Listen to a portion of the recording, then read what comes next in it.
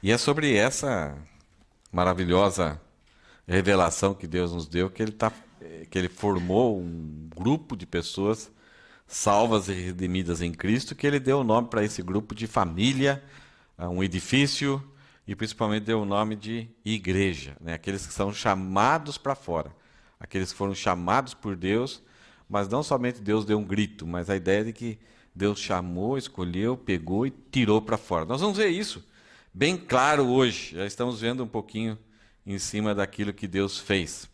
Só revisando um pouquinho essa obra da Trindade em nosso favor, né? Domingo passado nós falamos sobre aquilo que Deus é. Não tá? Né? Aquilo que Deus é, perfeito, completo, santo, justo, todos os atributos assim incríveis que Deus tem. Ele é suficiente, ele é autoexistente, ele não é criado, ele é infinito. E ao mesmo tempo ele resolve criar, né? E criando, cada ato da sua criação envolve amor. Principalmente quando você vai no Conan, você vê aqueles peixinhos. Eu gosto muito sempre de ver os peixinhos. É incrível, né? Você gosta também, Keiko? Quem gosta? Vocês deram um sorriso assim, porque eu nunca vi peixes em outros lugares como aqui eu vi no Japão, né?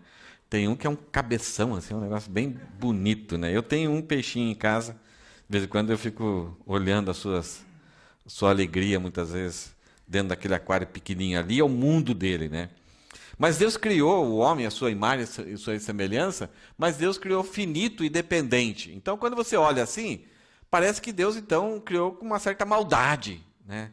Mas ali, nessa finitude, nessa dependência, tinha o grande mistério de Deus trazendo a perfeição para essa criação. De todas as criaturas, nós vemos muita perfeição. Nós vemos a digital de Deus, a imagem de Deus ali deixada em toda a criação. E a gente conhece pouco ainda da criação, né?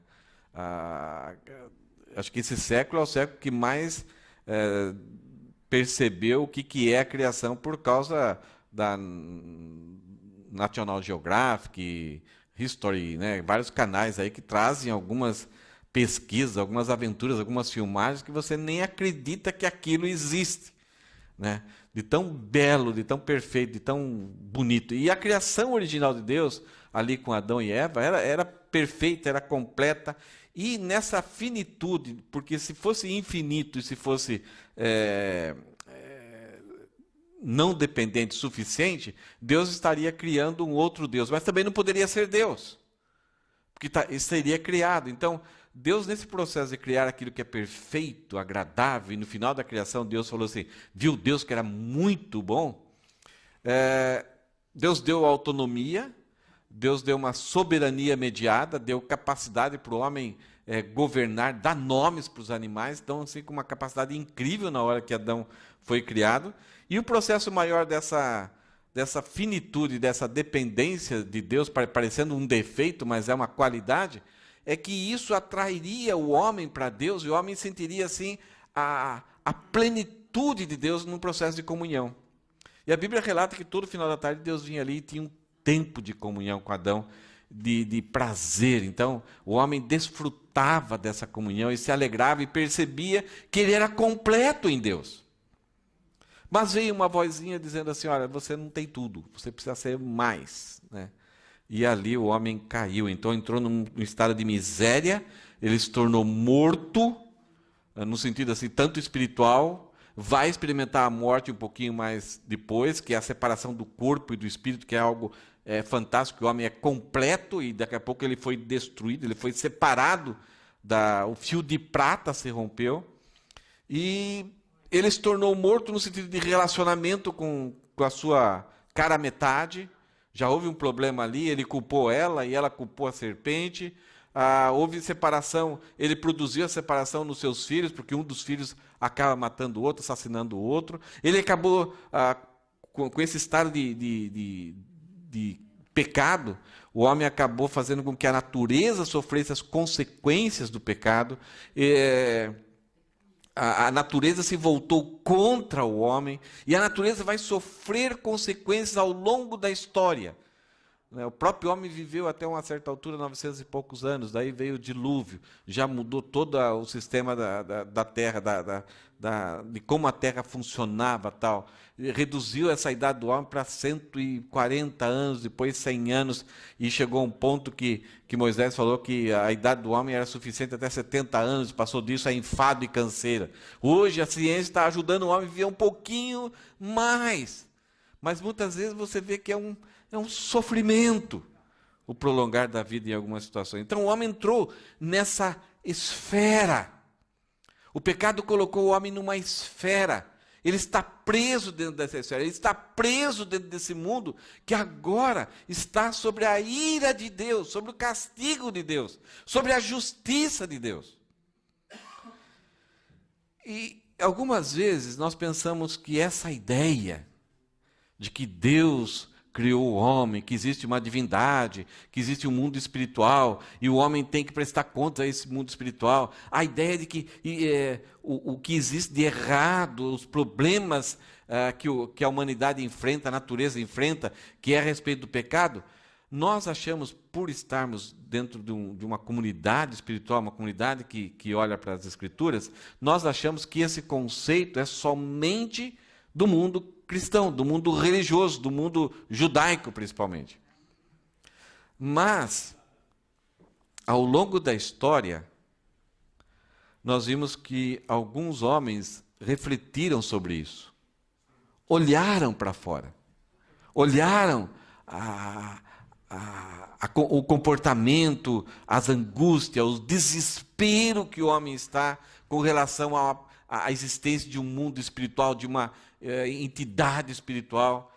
E algumas pessoas escreveram isso, principalmente quando o homem atingiu um nível de desenvolvimento da sabedoria, de raciocínio, de pensamento, e começou a refletir sobre como as coisas são, como as coisas existem. Então, isso foi o auge do Império Grego. Então, tem algumas frases aqui que não se preocupe em entender tanto, mas foi um desabafo desses homens que pensaram na história, olhando a situação humana. Nós pensamos que o conceito de pecado, essa ideia de pecado, de que desobedecemos a Deus, estamos debaixo da ira de Deus, é uma coisa só religiosa. Mas nós percebemos que o homem, quando pensa, quando ele reflete um pouco, na hora que ele está com uma vara de pescar na mão, e ali ele pode parar um pouquinho e pode refletir, como as pessoas falam, olhar para dentro de si, né? Não sei como que faz isso, mas quando ele reflete, quando ele dá uma paradinha, e aí ele desabafa. Ele vê que essa situação, o conceito, o pensamento sobre que existe um pecado, que existe o que atrapalha a humanidade é o pecado, não é só do nosso mundo religioso, mundo espiritual. Veja aqui o que os gregos falam, um tal de Sêneca. Ele era advogado e um dos homens mais inteligentes. Ele falou o seguinte, grego não, romano. Ele fala o seguinte: homem intolerável, amam seus vícios e ao mesmo tempo os odeiam. Buscam desesperadamente e ao mesmo tempo aquilo que alcançam acaba odiando. Isso é pecado, isso é o pecado. O pecado atrai, seduz, nos leva às consequências e depois nós ficamos derrotados, sentindo culpa por aquilo e as consequências o próprio pecado se torna o castigo do nosso. Então a humanidade percebe isso. Olha só o que ele acabou falando também. Pesa entristecedoramente a consciência da sua ineficiência no necessário. Oh. Que coisa. Esses caras pensavam e conseguiam escrever, né? É complicado. O que ele está falando aqui é que pensar nas consequências da nossa existência nos leva à conclusão de que nós somos ineficientes para conseguir aquilo que é necessário. Em resumo, nós estamos presos, culpados, condenados e somos ineficientes para escapar disso. Por causa dessa ineficiência, nós tentamos nos entreter nessa esfera, tentando ver se há uma solução, se existe uma resposta, por que estamos aqui, por que viemos aqui e o que vai acontecer no futuro.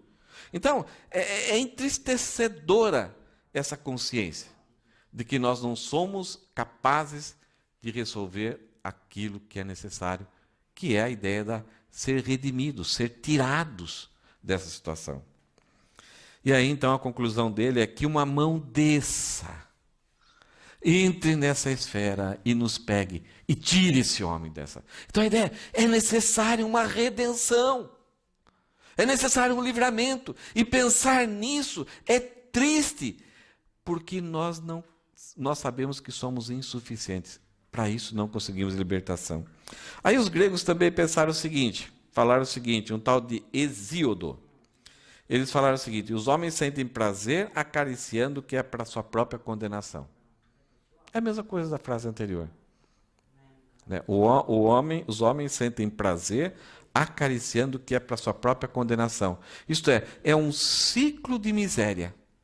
É um ciclo de cegueira. É morte. É como cutucar onça com vara curta. É acariciar o rabinho do leão que está dormindo. É fofinho, é gostoso, mas em breve você vai ser o jantar dele. O pecado é assim. Hesíodo falou que esse é o comportamento do homem. O homem, ele tem prazer, desfruta aquilo que vai o destruir. E Esquilo, que era um cara que escrevia muitas coisas para o teatro, muitas peças teatrais, ele faz o seguinte: aquele que faz o mal, o paga. O castigo segue ao pecado com tanta segurança como a noite ao dia. O ciclo histórico que nós vivemos, que coloca a humanidade numa condenação, é que busca-se pecar e imediatamente é punido por aquilo que deu prazer. É tão certo isso, segundo esses homens aqui, que olharam e pensaram, é tão certo isso, como o dia segue a noite e a noite segue o dia. Que miséria! Seres tão inteligentes, seres tão capazes de compor uma ópera, de uma sinfonia, de ir à lua, está condenado a essa miséria. O que esses homens estão falando aqui nada mais é dessa condição, dessa situação humana que precisa-se de uma redenção.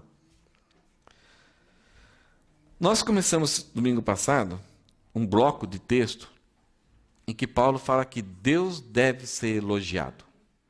Nós devemos falar bem de Deus. Nós devemos viver de tal forma em que Deus seja louvado, que se fale bem de Deus. Esse Deus que essa pessoa crê, esse Deus é fantástico. Então Paulo fala assim: elogiado seja Deus que nos tem falado bem nas regiões celestiais. Ele tem nos abençoado nas regiões celestiais com toda sorte de bênçãos. E a pergunta que fica é: que bênçãos são essas que Deus nos abençoou? Nós vimos domingo passado, então, que resumindo todas aquelas bênçãos, é que Deus nos escolheu, Deus nos selecionou. Vai ter a ação do Filho que nós vamos ver hoje. Vai ter a ação também do Espírito Santo que nós vamos ver hoje. E essas três ações, dessas três pessoas da Trindade, o objetivo de tudo aquilo que eles fizeram é para que a glória da graça deles seja louvada, seja honrada. Então, no domingo passado, nós vimos o primeiro assunto, né? O Pai nos selecionou. Por causa disso, Paulo dá glórias a Deus. Olha só esse gráfico aqui. Só um pouquinho daquilo do domingo passado. Outro. Eu tirei aqui aquela situação miserável que o homem estava. Então, o homem está preso a esse mundo, por causa do pecado prendeu, ele está escravo do seu pecado, Ele está numa situação em que ele não consegue escapar dessa situação de miséria e de morte, e ele está debaixo da ira de Deus. Então Paulo começa a dizer, a introduzir a ação do Pai, que esse homem que é finito, ele quis ser infinito, ele quis ser independente, mas ele só acrescentou a ele miséria, a morte, e se tornou cego. Ele perdeu a comunhão com Deus. Ele não entende mais nada a respeito das coisas eternas, e ele não compreende como se deve viver aqui. Ele bate cabeça. Ele corre, persegue, e Salomão, que tentou experimentar e ver significado em todas as coisas, nas coisas aqui da terra, ele chegou à seguinte conclusão: vaidade, tudo é vaidade. É como correr atrás do vento. É como ser atraído por uma bolha de sabão. Tem uma beleza, tem atração, é bonito, mas daqui a pouco se destrói. Então, em primeiro lugar, Paulo começa a apresentar a situação em que nós estamos. O homem está infinito, dependente, está numa miséria, está morto e cego, e nessa condição, o Deus Pai começa o processo de redenção. Aquilo que Hesíodo, aqueles homens lá, achavam que olhar para a humanidade, alguma mão precisa alcançar eles. É isso que Paulo vem falar aqui. Uma mão alcançou. E ele fala que antes da fundação do mundo, antes que as coisas foram criadas, Deus nos amou. Nos amou, muitas vezes quando a gente usa esse pronome, parece que assim, Deus nos amou. Mas Paulo está falando assim, Deus amou você, Denise, antes da criação do mundo. Deus amou você, Ana Verônica. Deus amou você, Cristina. Deus me amou antes da fundação do mundo. E antes da fundação do mundo, porque Deus nos amou, Ele nos escolheu individualmente. Não como grupo, mas individualmente pelo nosso nome. Como é isso? Antes de tudo ser criado, Deus nos escolheu. Além de Deus nos escolher, Ele nos predestinou, isto é, Ele criou um destino para nós, para onde nós vamos chegar e vamos ser. Para sermos santos e sem culpa diante dEle, isto é. Mas agora nós temos essa consciência que quando nascemos, já nascemos em pecado, vivemos em pecado, praticamos o pecado, e esses homens disseram, precisa de uma mão que levanta ele, e esse pecado parece que em vez de sair de nós, cada vez a gente se atola mais, mas Deus nos predestinou para estarmos diante dele, o Deus santo, o Deus infinito em santidade, nós estarmos diante dele sem culpa e santos. Como é isso? Como que isso vai acontecer? Como que é possível isso acontecer? Porque cada dia a mais eu acrescento um item da minha ficha corrida. E ainda, antes da fundação do mundo, Deus nos adotou. Que nós somos criaturas, não somos filhos. Mas Ele nos adotou como filhos. E Ele nos agraciou. Ele derramou a sua graça sobre nós. Vocês acreditam que Deus é justo? Isso é tranquilo para vocês? Quando alguém é justo, o que ele tem que fazer? Ele tem que fazer justiça. Ele não pode jogar para debaixo do tapete. O Brasil está numa situação de crise, porque nós vemos algumas situações em que pessoas foram colocadas, foram preparadas durante toda a sua história, toda a sua formação, e eles estão numa posição reconhecida de exercer a sua autoridade máxima sobre as nações, e de vez em quando percebemos que eles agem com injustiça. O que nós queremos simplesmente é que eles sejam justos. Eles não podem ser graciosos. Alguém que é justo não pode ser gracioso. Ele tem que olhar o que a lei fala. Então, fez isso, tal, de acordo. Essa é a pena. E ele tem que ir para casa, mesmo que ele goste ou não goste da pessoa, ele tem que ir para casa e dormir tranquilo, porque ele está de acordo com a justiça. Aquele que é justo não pode ser gracioso. Ele tem que aplicar a justiça. Porque se ele não aplicar a justiça, ele se torna o quê? Injusto. Porque alguém foi ofendido, alguém foi afetado por aquela ofensa. Ele tem que aplicar a justiça. Ele está ali com uma pessoa inteligente, capaz de conseguir avaliar a lei e aplicar a justiça. Ele não pode deturpar a lei. Abacuque, ele chega numa conversa com Deus, ele fala assim: Deus, até quando a justiça será torcida?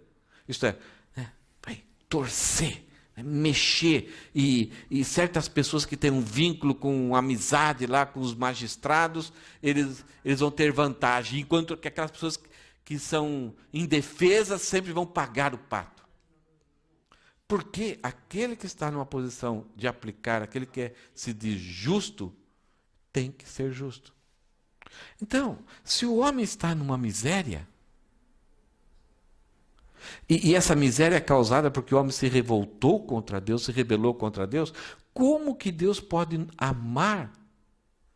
Como que Deus pode escolher? Como que Deus pode predestinar para uma situação muito boa? Como que Deus pode adotar? Como que Deus pode agraciar alguém que é injusto? Alguém que ofendeu até o próprio Deus. Deus tem que ser justo. Então, como isso funciona? É aqui que a gente vai entender o que Paulo, essa questão aqui, quando Paulo entra na parte da participação de Jesus no processo de redenção. Deus nos amou, nos escolheu, nos predestinou, nos adotou, nos agraciou, já fazendo a sua parte no processo da redenção, de nos tirar dessa situação terrível de miséria e cegueira e nos libertar disso. Só que ele é um Deus justo, então como que ele pode atuar dessa forma se nós somos rebeldes? Nós não merecemos a redenção. Então é o que nós vamos ver hoje. Olha só o que Paulo fala em Efésios 1, o resumo do texto. Elogiado seja Deus Pai pela realização da obra da redenção através do Senhor Jesus Cristo. Domingo passado vimos a participação do Pai. E hoje vamos ver a importância da participação do Filho. Domingo passado nós vimos a ação do Pai no mundo celestial, antes da fundação do mundo. Ele nos amou, nos abençoou em todas as regiões celestiais, com todas as sortes de bênçãos espirituais. A imagem que Paulo cria é dos céus. Mas essas bênçãos fazem parte da atuação do Pai. Agora Paulo nos apresenta o que aconteceu aqui na terra. Como que Deus pode nos adotar, nos agraciar, nos predestinar, nos escolher, nos amar, sem se tornar injusto e continuar sendo justo? É por causa dessa obra que aconteceu aqui na terra. Essa obra que aconteceu aqui, para nós. De quem nós estamos falando? De que obra nós estamos falando? É o texto que acabamos de ver. A participação de Jesus. Mas o que Jesus fez? Vamos ver algumas imagens sobre Jesus. Primeiro, sendo Deus, ele se fez homem. Nasceu simples, pobre, fugiu para o Egito, foi visitado por aquelas pessoas ricas ali e deram condições para eles ficarem pelo menos 2 anos lá no Egito, se sustentando. Depois eles voltam, passam ali novamente por Belém e sobem para Nazaré, e é criado em Nazaré como filho de um carpinteiro. Tem descendência da monarquia de Israel, de Davi, mas não pode exercer. José não podia ser rei, mas ele tem essa descendência. E Jesus trabalha com seu pai José, aprende a carpintaria. Um homem simples, juntamente com seus irmãos, numa vida simples. Que, quando ele começou o seu ministério, as pessoas se assustaram. Mas esse não é o filho do carpinteiro, de Maria, e esses não são os seus irmãos? De tão simples que foi a vida dele no nosso meio. E de repente ele começa um ministério da pregação. Já aos 13 anos ele já assustou as autoridades que conheciam muito a palavra de Deus. Aos 13 anos, qualquer criança judaica vai nos assustar. Eles conhecem de cor os 5 livros de Moisés. Já nos assusta. A capacidade que eles têm de compreender, de memorizar e saber tudo aquilo que tem referente à lei. Mas Jesus assustou mais. Porque não somente ele sabia decorado, somente usava os neurônios, mas ele usava o coração. Ele sabia a aplicação da lei, como isso funcionava na relação de Deus ser glorificado, e que os sacerdotes, uau! E todo mundo deu uma curtidinha lá, esse carinha aí é bom. E os pais vêm para Jerusalém e estão tão contentes e sabiam que Jesus era sempre obediente, então não precisasse ficar preocupado com ele, que de repente, depois de caminhar muito tempo, cadê Jesus? E tiveram que voltar, lá estava ele no templo. Além de pregar, além de começar a revelar a sua divindade gradativamente, ele começou a abençoar pessoas, a reduzir a miséria, as consequências das misérias que as pessoas viviam. Curando leprosos, curando paralíticos, curando cegos de nascença, e automaticamente provando que aqueles sinais só seriam possíveis para alguém que era Deus. Não eram sinais sintomáticos, uma dor de barriga, uma dor de cabeça, mas eram coisas que envolviam a criação de algo novo, onde não existia vida. E ao longo da sua vida, os discípulos incontentes com ele, puxa, vamos fazer uma rebelião, vamos fazer um grande exército, vamos tomar o poder. E ele sempre levando os discípulos a pensarem que era necessário ele ir para Jerusalém, ser preso, ser julgado justamente, enfrentar a cruz e a morte. Transmitindo para nós que era uma necessidade divina aquilo que ele ia fazer. E os discípulos até repreenderam Jesus por esse pensamento negativo. E Jesus enfrenta isso, enfrenta a morte. E até quando é questionada a questão do que é verdade, do que é autoridade, Jesus expressa: ninguém tira a minha vida, eu voluntariamente a dou. Você, Pilatos, não faz nada daquilo que não foi permitido para você. Porque o que eu estou fazendo é a obra que o Pai me confiou a fazer. Ele é morto como um bandido, mas Deus não permite que o seu corpo seja ultrajado. O seu enterro é como um príncipe, é como um rei, com todas as cerimônias, com todas as honras. Mas não foi somente o enterro. Ele voltou a viver, porque ele tinha controle, ele derrotou a morte. Teve um tempo com os discípulos, comissionando eles, orientando eles, dando evidências, deixando bem claro que a ressurreição não seria um pensamento coletivo, mas foi algo real, histórico, e para que os discípulos tivessem toda a certeza, que não fossem enganados, até tocando e comendo com eles, e aí fazendo com que os discípulos vão enfrentar a morte por essa verdade histórica, não somente por um pensamento de que ele ressuscitou nos nossos corações, não, ele ressuscitou fisicamente. Então, fazendo com que os discípulos entendessem que essa obra, essa encarnação de Jesus, que levou até a ressurreição e a ascensão, é a obra de Deus realizada aqui na terra para a nossa redenção. Vamos ver como que Paulo fala a respeito dessa obra, o que aconteceu conosco. Nós estávamos na miséria, estávamos cegos, estávamos mortos, com essa obra de Jesus. Veja o que o livro de Efésios fala. Versículo 7.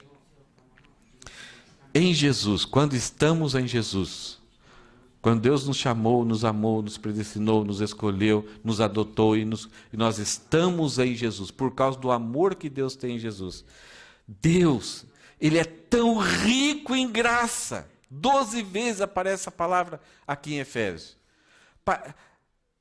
No seminário, aconteceu algumas vezes, era uma coisa assim incrível. Os alunos do seminário, muitas vezes, não tinham nem recurso, alguns tinham dificuldade de pagar mensalidade. Então, alguns usavam uma camisa, durante os 4 anos do seminário, eles usavam aquela camisa. No primeiro ano era uma camisa vermelha, no quarto ano era uma camisa rosa. Porque o cloro no Brasil, ele desbota as roupas. Era uma calça azul escura do primeiro ano, no quarto ano era uma calça azul claro, até branca muitas vezes. Mas por causa dessa convivência do aluno muitas vezes usar essa roupa, cuidar muito bem para que ela não rasgasse, porque eram as poucas roupas que ele tinha, então muitas vezes a gente conhecia o aluno de longe. Lá está tal pessoa, de costas.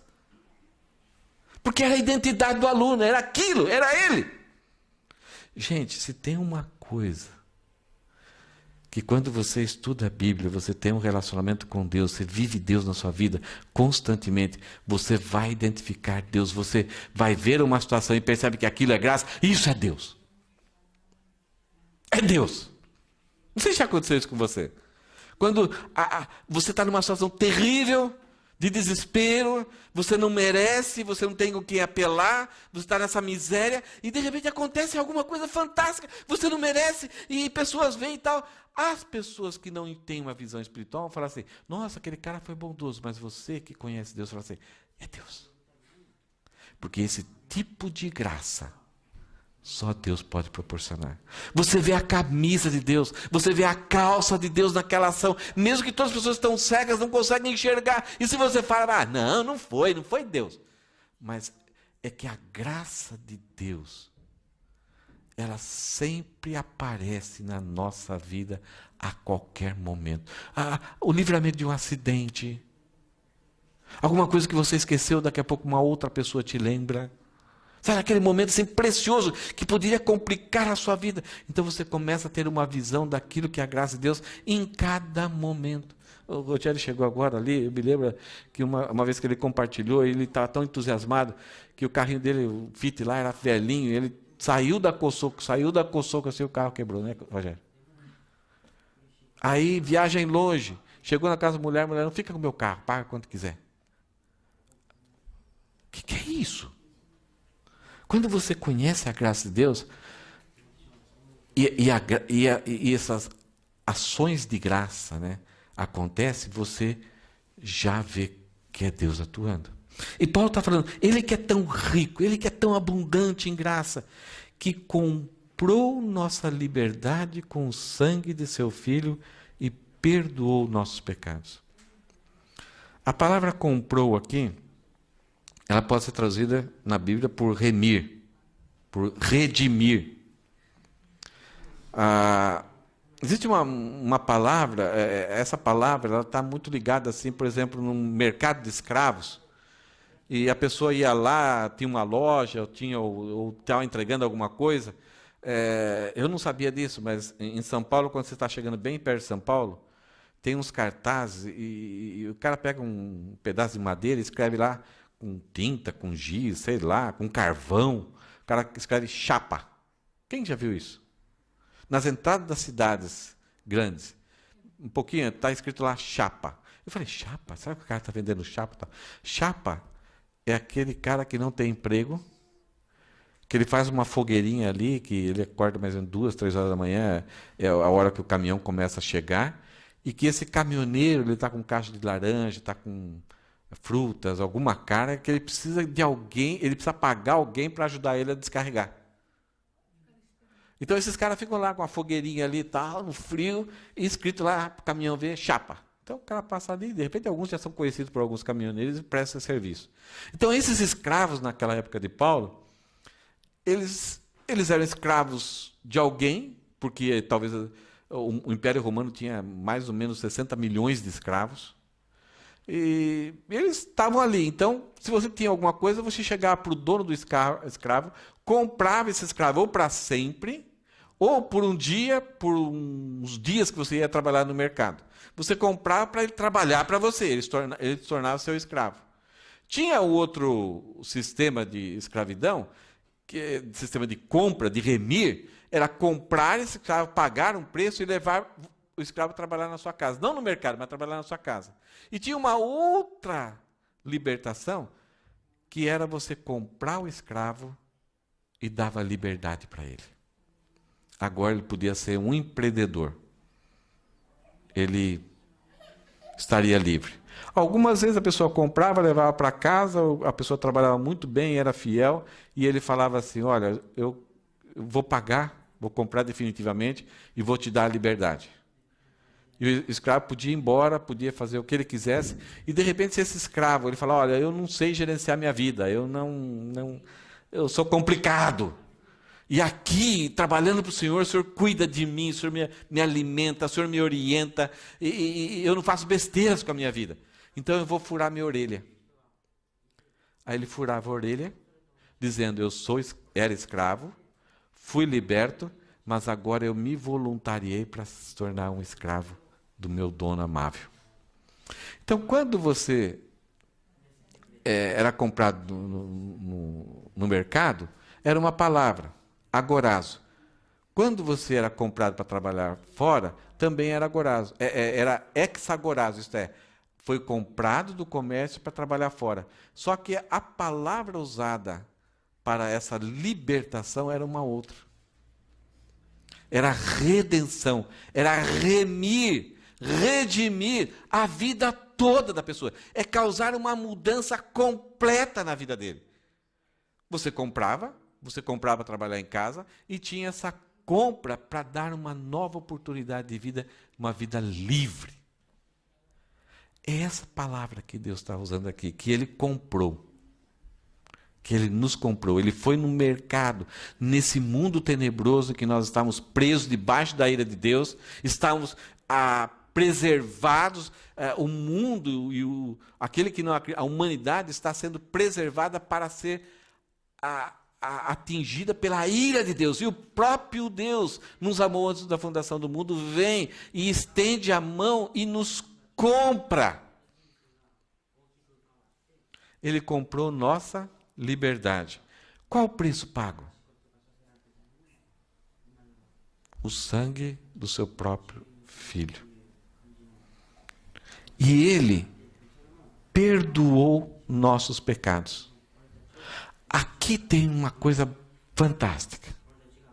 Você lembra que eu falei que para Deus nos redimir, Ele é justo, mas se Ele nos redimir, Ele poderia correr o perigo de se tornar injusto? Então, quando Jesus é morto, a justiça de Deus cai sobre Jesus. E com esse preço pago para o próprio Deus, o preço não foi pago para Satanás, não foi pago para ninguém. A ira de Deus, a justiça de Deus foi satisfeita em Jesus. Então, ao mesmo tempo que Ele é justo, jogando toda a sua ira sobre Jesus, Ele é o nosso justificador, porque aí Ele, de forma justa, pode então nos amar antes da fundação do mundo, nos escolher, nos predestinar, nos adotar. Ele pode nos dar a liberdade e pode então nos justificar perdoando todos os nossos pecados contra Ele mesmo.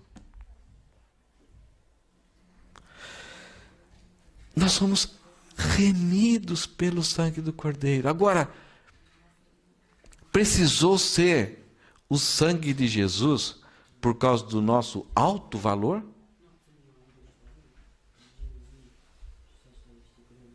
Foi por causa que a gente tem um valor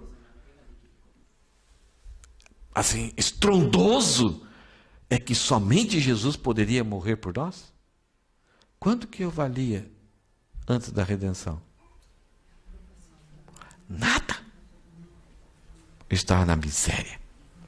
Eu estava cego, mudo, sem comunhão, debaixo da ira de Deus. Mas porque a minha ofensa, eu não valia nada. Não tinha valor intrínseco nenhum em mim. Eu era inimigo de Deus, destinado à ira, à perdição, à condenação. Estávamos condenados em meus delitos e pecados. Mas por causa que a minha ofensa lá em Adão foi contra Deus, a ofensa, a condenação, ela é infinita e eterna. Por causa do meu pecado, o meu valor caiu lá embaixo na bolsa espiritual. Mas a minha condenação era infinita e eterna. E se o meu valor é lá embaixo, eu não conseguiria produzir nada que pudesse pagar esse preço. Jesus conta uma história de um homem que devia 10 mil talentos, significando 350 mil quilos de ouro. Esse homem precisava para pagar sua dívida, precisava de 150 mil mil anos de trabalho. Jesus usa uma hipérbole, dando a ideia de que a nossa relação com Deus é muito maior que isso. Eu não sou nada, sou miserável, não sou aceito, nem a minha vida é aceita, e nem aquilo que eu faço é aceito por Deus, e eu tenho uma dívida enorme. por causa da minha ofensa contra Deus. Então não adianta eu lutar, não adianta eu pensar, não adianta eu querer fazer algo para Deus aceitar, nunca vai ser aceito, nunca vai ser suficiente, por causa que Deus é justo, Ele não pode jogar debaixo do pano, não pode jogar debaixo do tapete. Mas Deus, sendo rico em graça, Ele manda Jesus, que é infinito, que é eterno, dar a sua vida. E esse foi o preço que foi pago para o pagamento da minha liberdade. A partir do momento que eu sou livre, Deus me alcança, e uma mão alcança e tira dessa dimensão de condenação, aí eu passo a ter um valor intrínseco igual de Jesus, porque eu vou estar em Jesus. Então todas as coisas que agora são favoráveis são porque eu estou em Jesus, e o Pai ama o seu Filho.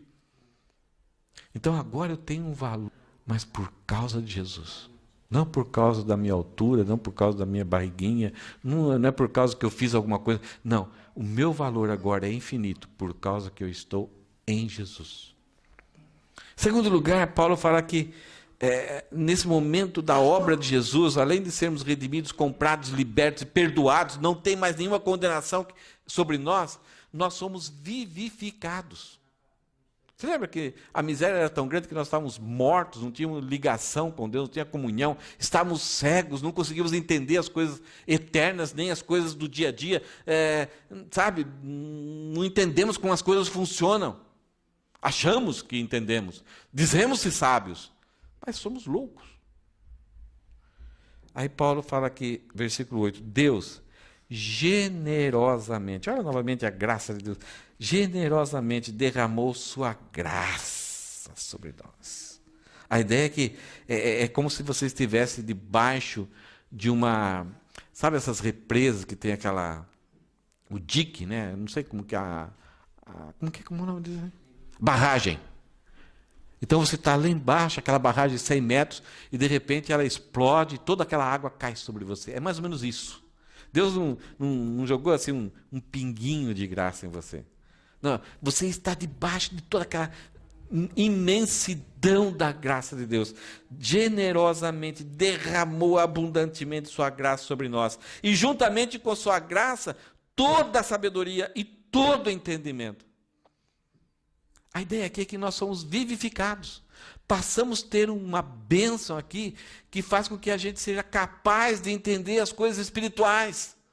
E que a gente consegue agora entender as coisas desse tempo. Entender as coisas eternas e entender as coisas desse tempo. Nós conseguimos agora alinhar a nossa vida com aquilo que é certo, aquilo que deve ser feito e aquilo que não deve ser feito.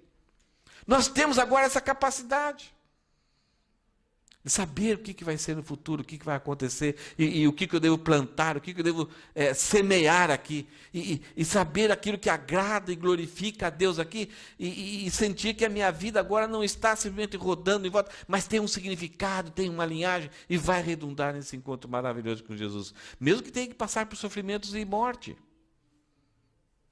Mas eu chego lá. E esse encontro será maravilhoso. Então, as presentes aflições que nós passamos aqui, elas não podem se comparar com a glória com a qual nós vamos ser revestidos. Por quê? Nosso espírito foi vivificado. E juntamente com a graça que recebemos do perdão, da libertação, do resgate, nós recebemos a capacidade da Sofia e do Froneses. Eu coloquei essa imagem aqui de Platão. Platão e Aristóteles. Vocês estão percebendo a mão deles? A de Platão está assim. E a de Aristóteles está assim. Porque eram filósofos amigos, né, tinham similaridades, mas eles tinham um pensamento diferente um do outro. Para Platão, nós devemos só se preocupar com o mundo das ideias, com o mundo espiritual, com o mundo que é real lá. Essas coisas daqui é tudo sombra, não vale nada. E Aristóteles falou, não, a realidade só é aqui. Então, os homens, por mais sábios que eles são, por mais assim orientação, por mais instrução, por mais princípios que eles colocam para nós, muitas vezes eles ajudam a sociedade a não entrar num caos, mas eles nunca, nenhuma coisa produzida pelo homem vai conseguir dar aquilo que somente Deus dá, a compreensão ao mesmo tempo da eternidade e a compreensão ao mesmo tempo da nossa existência aqui. É interessante. Paulo fala assim, pensai nas coisas que são do alto. É igual a Platão. Mas Paulo foi aquela pessoa que mais trabalhou enquanto teve vida aqui. Uma coisa interessante. Você sabe o que é escatologia? Já viu essa palavra? Escatologia. Escatos é a respeito das últimas coisas. O fim. Então é estudo sobre o que vai acontecer conosco, o que tem a história pela frente aí. Em resumo, que a Bíblia fala que a igreja vai ser arrebatada, vai ter 7 anos de tribulação, depois 1000 anos de milênio, e depois o trono branco, Deus julgará toda a humanidade, todo mundo que sem Cristo vai ser ressuscitado e vai ser julgado. Então, o que falta acontecer? Depois que aconteceu o arrebatamento, está tudo contado, né? 2.520 dias, 1000 anos e aí eternidade para sempre. Mas nós não sabemos quando vai acontecer o arrebatamento. E o que vai acontecer com arrebatamento e tribulação, vários detalhes ali. Está tudo revelado. O que acontece é que as pessoas, teve uma época da igreja, hoje a gente não fala muito de escatologia. Hoje ninguém está querendo saber que depois da morte, o que acontece, o futuro.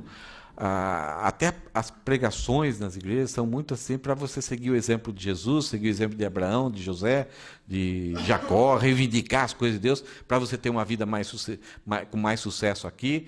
E, além do sucesso, como você viver uma vida assim que os seus filhos vão viver bem, você não vai ser preso, a sua indústria, o seu trabalho vai ser bom, então viver eticamente bem aqui. Então, a igreja, a função dela é que as pessoas vivem em paz, tenham uma família boa, os filhos bem. Se resume nisso hoje. Só que no passado,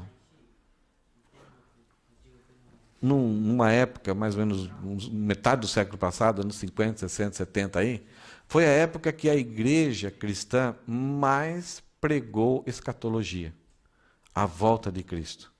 A bem-aventurança para a igreja da volta de Cristo e o juízo que Deus vai trazer para a humanidade. Nessa época, quando se pensou tanto no mundo por vir, no que vai acontecer com a nossa vida lá no futuro, foi a época que as igrejas mais pensaram no presente. É incrível isso.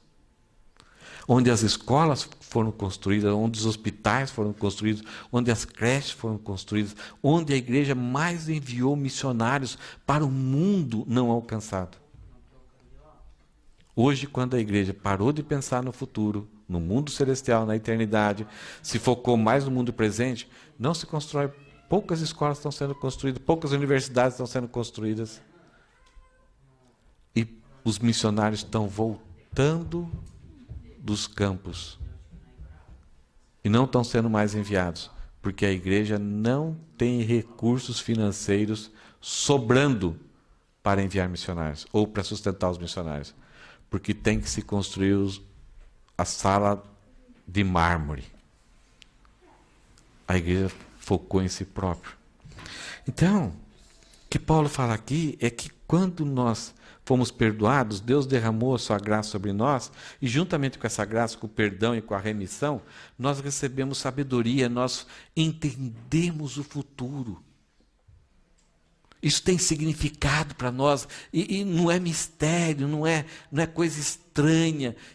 Mesmo que eu não consiga assim encaixar algumas coisas, as coisas parecem que não fazem muita lógica, mas eu sei que eu vou ter um encontro com o meu Redentor. Eu sei que vou viver para sempre com Deus, que a minha salvação está garantida por causa do mérito de Cristo. E ao mesmo tempo eu sei aquilo que eu devo fazer e não devo fazer, aquilo que deve ser a minha luta contra aquilo que é errado ou não.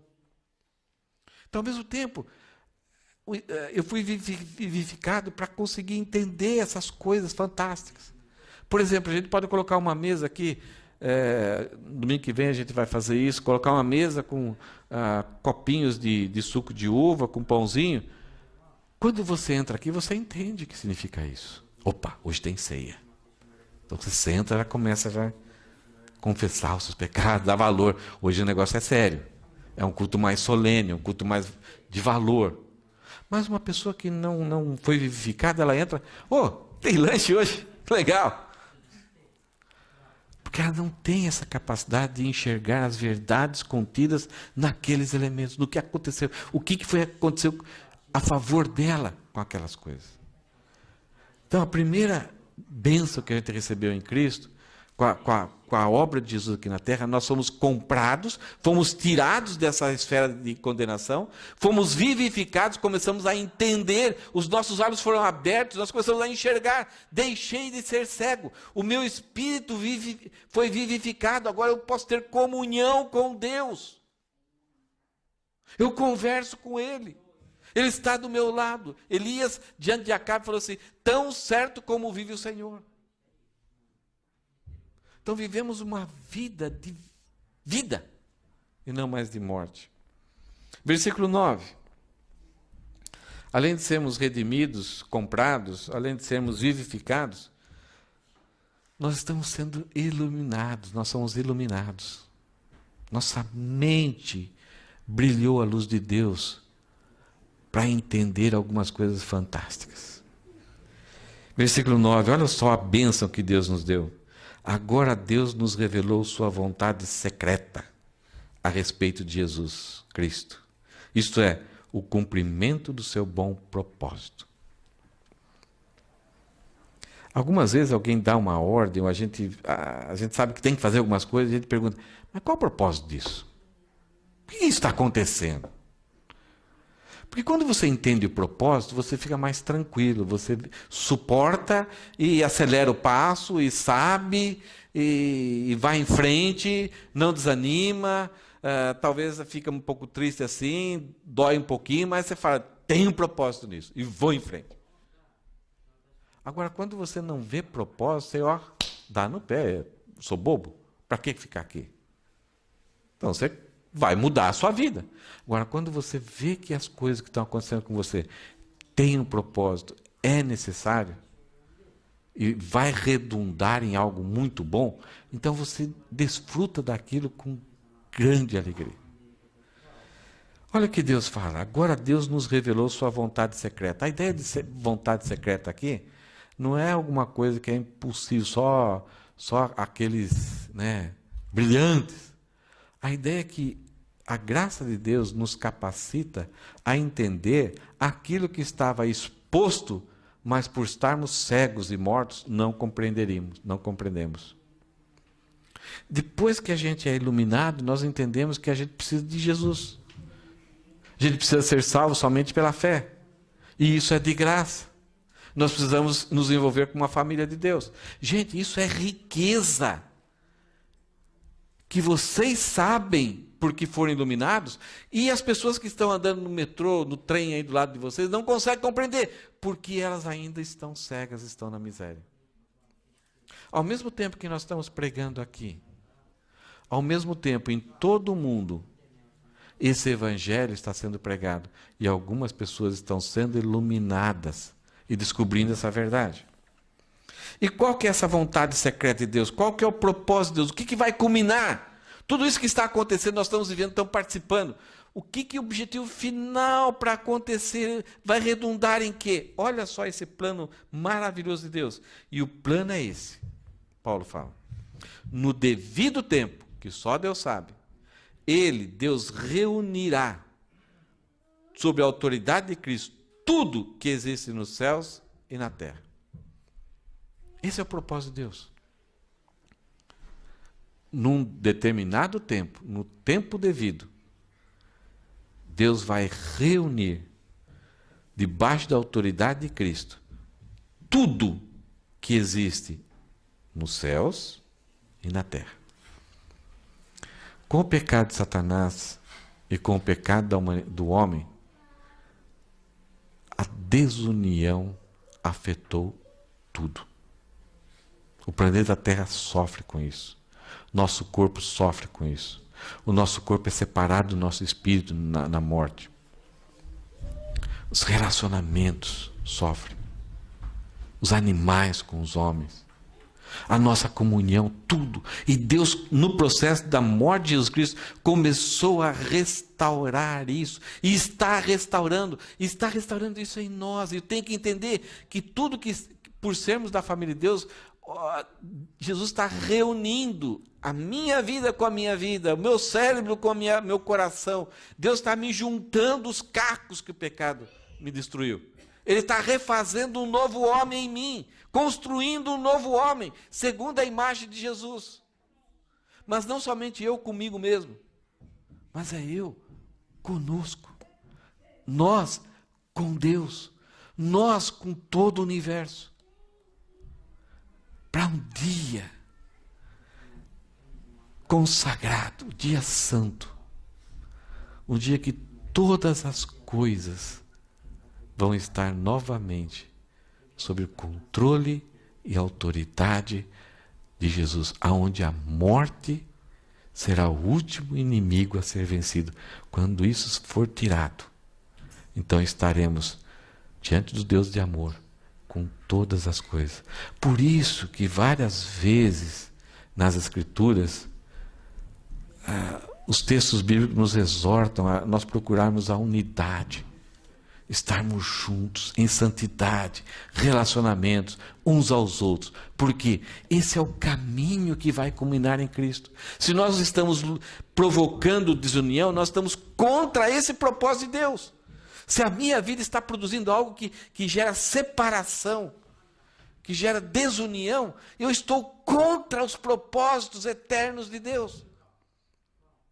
Se eu busco alguma coisa para mim, que faz com que a minha mente seja dividida, o Espírito não tenha domínio, controle e domínio sobre mim, eu estou contra esse propósito de unificar o meu ser, que é o propósito de Deus, sob a autoridade de Cristo. Então eu sou redimido, eu sou vivificado, eu sou iluminado, agora entendo a vontade de Deus. E olha, a partir de agora, se você não sabia, você sabe. Então, agora você não tem mais desculpa, eu não tenho mais desculpa. Esse bom propósito de Deus. Mas também, olha só, em Jesus, versículo 11, nós somos herdeiros. Nós estávamos na pindaíba, na miséria, aguardando as consequências da ira de Deus. Ele nos amou, nos adotou, nos predestinou. E por causa da obra redentora de Jesus, por causa da sua morte e ressurreição, e por causa de estarmos em Cristo, nos tornamos herdeiros. Além disso, olha só como começa. Né? Além disso, parece que não basta. Já bastaria pararmos no versículo 10. Mas além disso, em Cristo, nós nos tornamos herdeiros de Deus, pois Ele nos predestinou conforme o seu plano de convergir em Jesus todas as coisas, e faz que tudo ocorra de acordo com sua vontade. Então, esse mundo que estamos vivendo, ele é contra, é um sistema que está em caos, que é governado pelas potestades do mal, que é contra aquilo que Deus quer realizar e vai realizar. E mesmo esse mundo sendo contra mim, contra você, contra a igreja, contra os planos de Deus, Deus faz com que todas as coisas cooperem para o bem daqueles que são chamados segundo o seu propósito, daqueles que amam a Deus. Então, algumas vezes a gente fica desesperado. Puxa, Deus quer fazer com que todas as coisas estejam sob a autoridade de Cristo, mas parece que Ele não vai conseguir. Porque o gordinho aqui está pronto para atacar uma bombinha aqui na gente. Então, ele não vai dar. Estude a Bíblia no Antigo Testamento. Você vê a nação de Israel passando por situações que você fala, agora não tem jeito. E aquilo que não tinha jeito, Deus transformou de uma forma assim maravilhosa, foi glorificado, mudou a situação. Deus fez com que todas aquelas coisas convergisse para o bem daqueles que amam a Deus, conforme o propósito que Deus tinha para cada um. Olha o que o texto fala.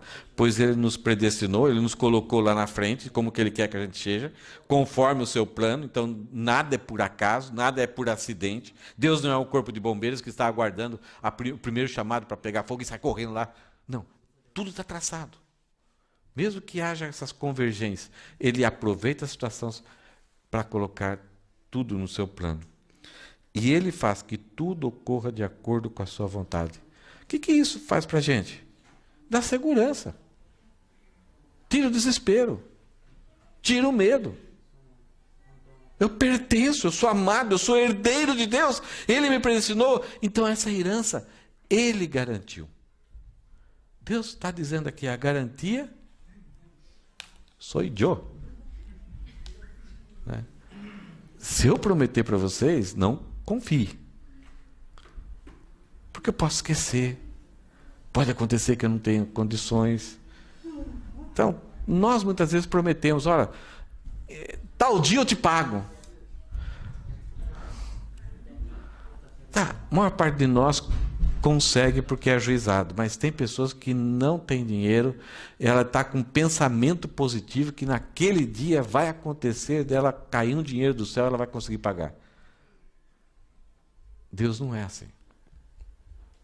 Ele amou, nos predestinou, sendo justo, e conseguiu nos abençoar com essas bênçãos espirituais, com muita graça, porque Ele enviou o seu Filho Jesus para morrer por nós e ser o pagamento de todas as suas bênçãos. Ele, sendo justo, ao mesmo tempo é gracioso. Ele é justo e justificador. Versículo 12. Além disso, além de nos redimir, nos vivificar, nos iluminar, nos tornar herdeiros. Olha só o versículo 12, o que Jesus, em Jesus, o que ele fez, a obra dele. O propósito de Deus era que nós, os primeiros a confiar em Cristo, louvássemos a Deus e lhe dessemos glória. Então, a nossa vida, o objetivo da nossa vida é que Deus seja glorificado. Deus nos transformou em adoradores. Nós adoramos quando nos reunimos e cantamos essas músicas. Nós adoramos quando oramos. Nós adoramos quando ouvimos a mensagem de Deus, e como alguns fizeram agora, amém, isso é adoração. Nós adoramos quando estamos usufruindo da ceia, porque estamos honrando e bendizendo a obra de Cristo em nós. Nós adoramos quando estamos tomando uma refeição em conjunto como família, porque Deus tem prazer quando seus filhos comem junto, isto é, têm comunhão. Nós adoramos a Deus quando o testemunho que nós, o padrão, a ética que nós temos no trabalho é algo que glorifica a Deus, as pessoas percebem a diferença. Nós adoramos quando, em particular, nós temos um relacionamento bom com Deus e não algo que é ruim. A nossa mente pensa em Deus. Nós adoramos quando estudamos a palavra, quando oramos em particular, quando evangelizamos alguém. Mesmo que essa pessoa não venha a crer em Cristo. A adoração está em falar de Deus. E Paulo repetindo aqui, o propósito de Deus era que nós, os primeiros a confiar em Cristo, louvássemos a Deus e lhe dessemos glória. Mostrar o gráfico aqui e acrescentar aquilo que Jesus Cristo fez aqui na terra.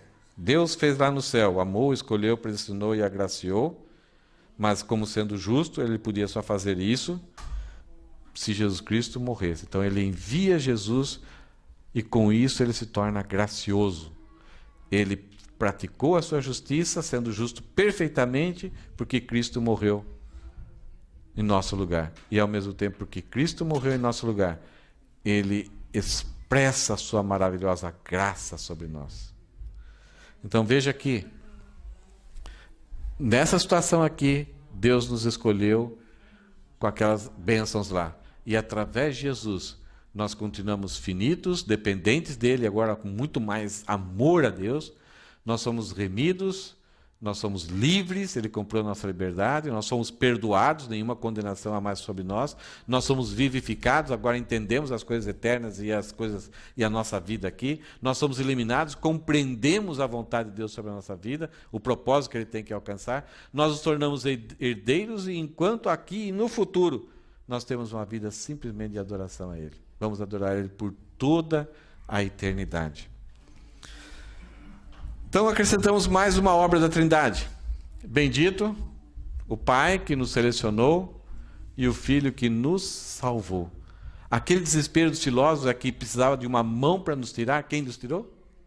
Jesus.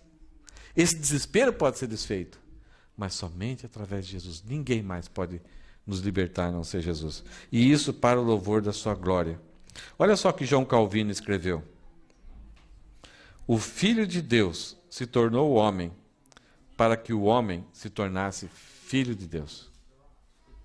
Nós vamos ser herdeiros com Deus. Então aí o valor nosso é um valor infinito por causa de Jesus. E a última frase aqui, Cristo nos traz a solução dos problemas, tanto na eternidade como no tempo. Tanto aquilo que Platão falava e como Aristóteles falava.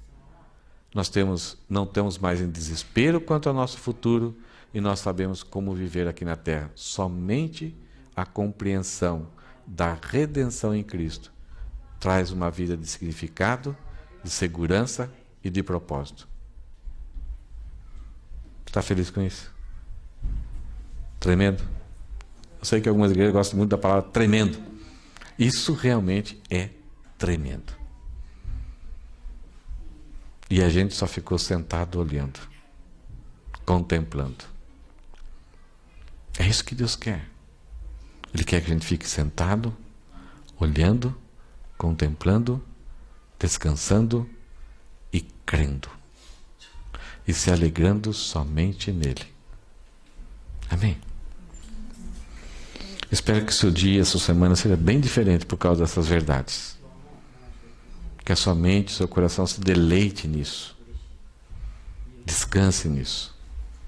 Eu sei que você não vai memorizar todas essas bênçãos que você foi alcançado por Ele. Mas só de saber que hoje você é filho de Deus, por causa do sacrifício de Jesus, da obra redentora, de graça, Ele nos alcançou. Então a sua vida deverá ser uma vida de muita alegria, de muita segurança, de muito amor ao povo dele, à palavra dele e à pessoa de Deus. Que Deus te abençoe nessa semana.